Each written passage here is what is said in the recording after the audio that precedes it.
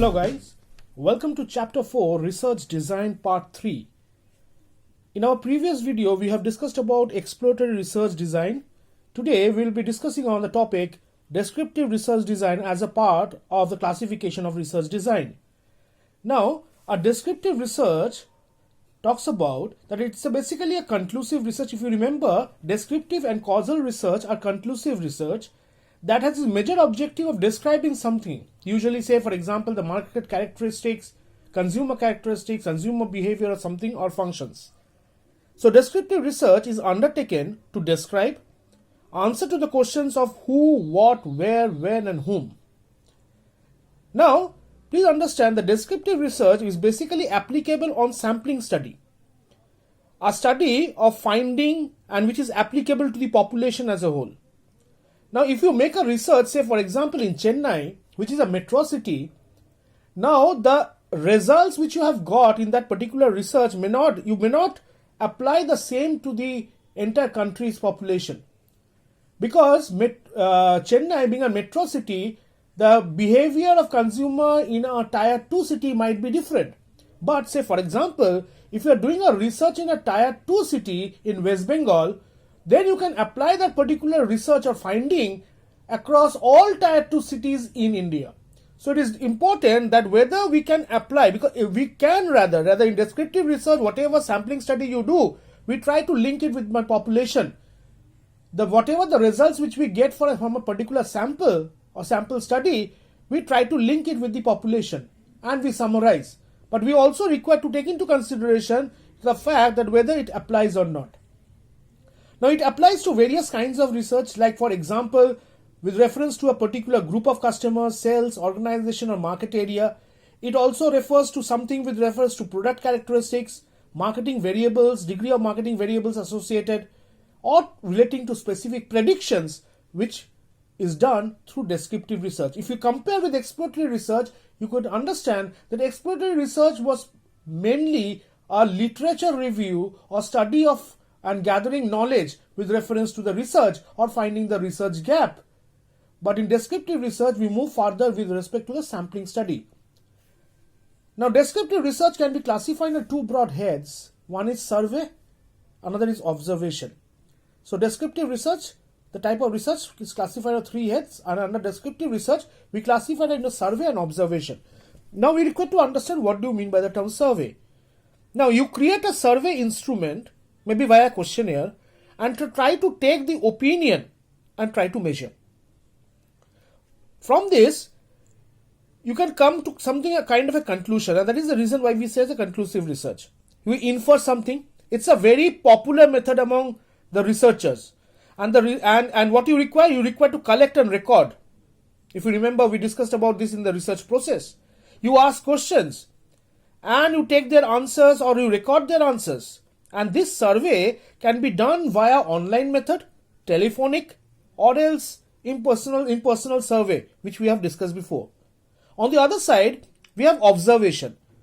Now, what is observation? Now, it might seem simple, but observation might give you results which a survey event cannot give. Now, why it is so?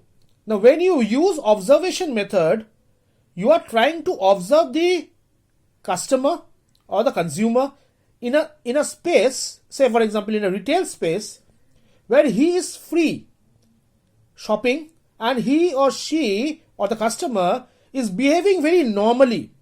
But in a survey method, this is not possible because he or she is aware of that you are taking a survey. In observation, he is behaving to its natural self. And that is the reason why observation method can be very good and be very useful.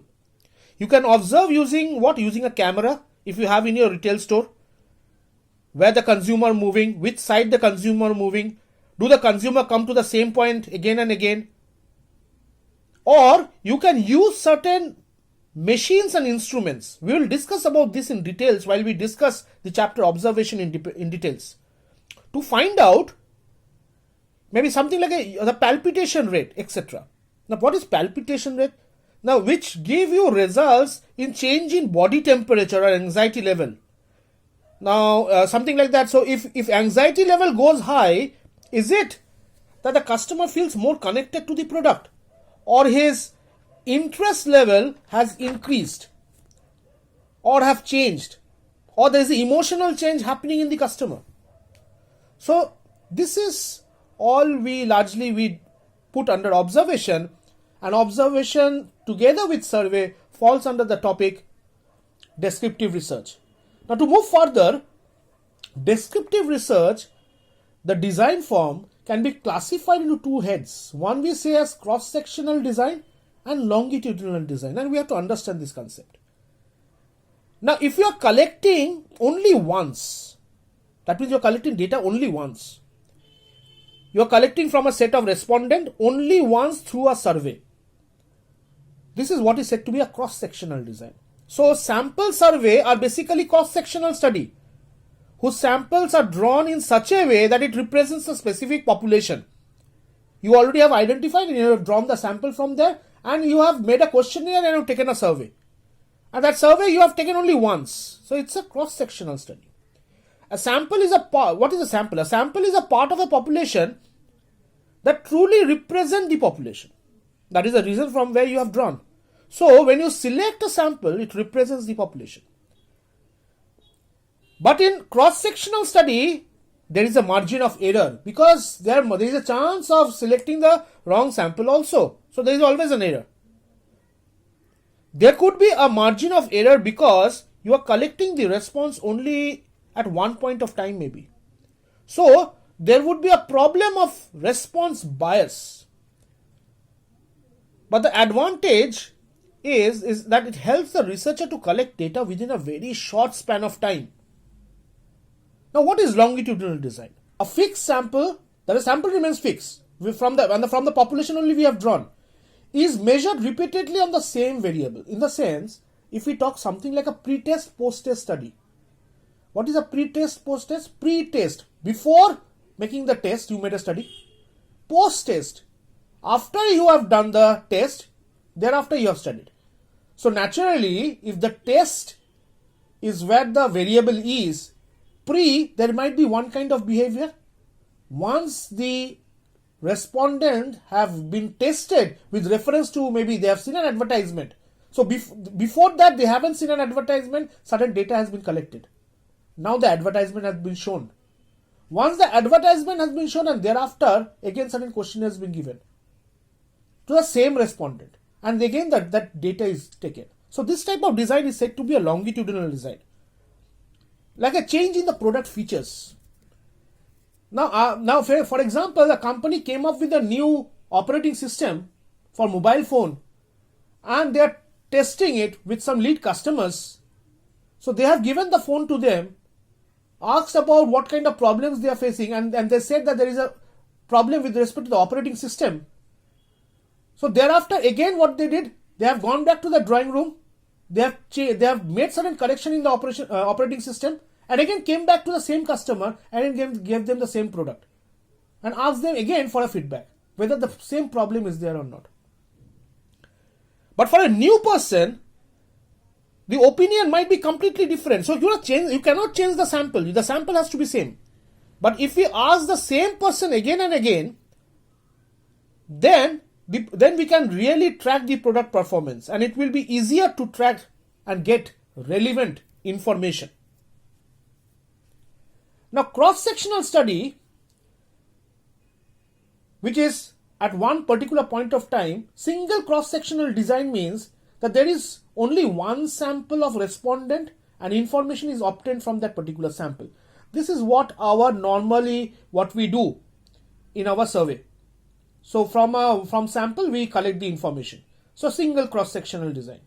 What is multiple cross-sectional design? You can have two or more sample of respondents, and from there you collect the information, and you collect this information maybe at different times. So this is what is said to be a multiple cross-sectional design. Now you also have a cohort analysis. Now what it means? It means it consists of a series of survey conducted at appropriate time intervals, where the cohort serves as a basic unit of analysis. Basically, the cohort is a group of respondents who experience the event within the same interval. I'll just show you an example. 1950, 1960s, 69, 79. Different time period has been taken. So there were people who are between the age group say 20 to 29 in 1950. A different age group, a different group of people will be at the age of 20 to 29 in 1960. In 1969, again, the sample of 20 to 29 age group will all be different. So this is what is said to be a cohort analysis. So we discussed about longitudinal design. We last come down to what do you mean by a term panel, which is a part of longitudinal design. A sample of respondent who have agreed to provide information at specified interval over an extended period. Now this is a sample of respondent who have agreed to provide.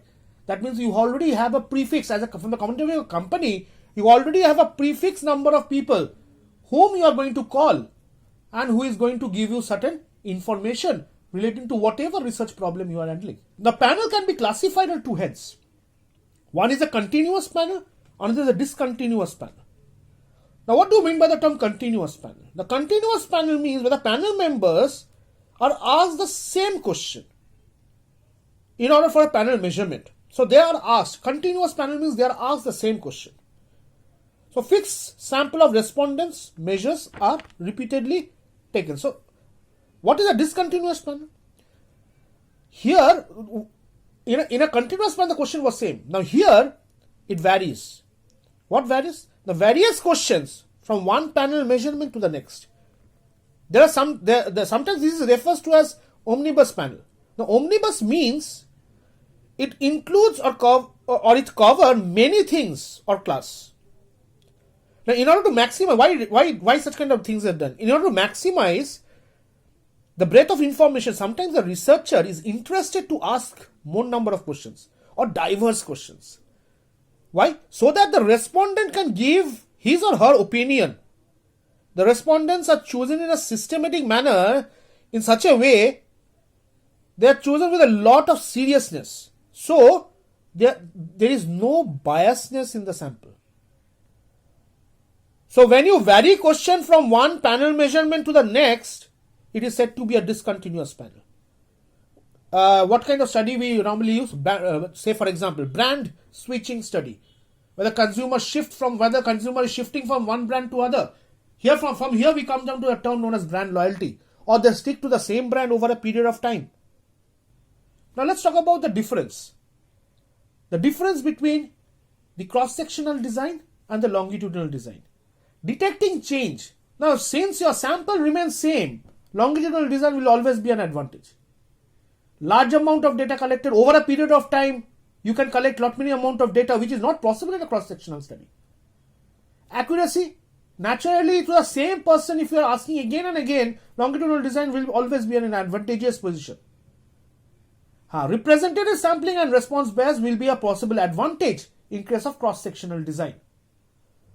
So I hope you have understood the basic concept of the introductory part of descriptive research design. In our next video, we will try to discuss on the next part of the topic of research design classification, which is causal research. Till then, thank you. Have a nice day.